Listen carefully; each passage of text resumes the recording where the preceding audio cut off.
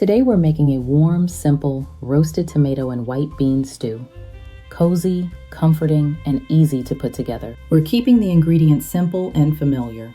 Just everyday vegetables, beans, and pantry staples that come together easily. We start by brushing the cherry tomatoes with olive oil and a simple seasoning, then roasting them to bring out their natural sweetness. In a large pot, soften the onion and garlic until they're tender and fragrant. The cannellini beans add a creamy texture, and the vegetable broth brings everything together. Once the tomatoes are roasted, they're added right into the pot with the beans and broth, and gently stirred to bring everything together. Let the stew simmer gently until everything is warm and flavorful. Right at the end, stir in fresh spinach.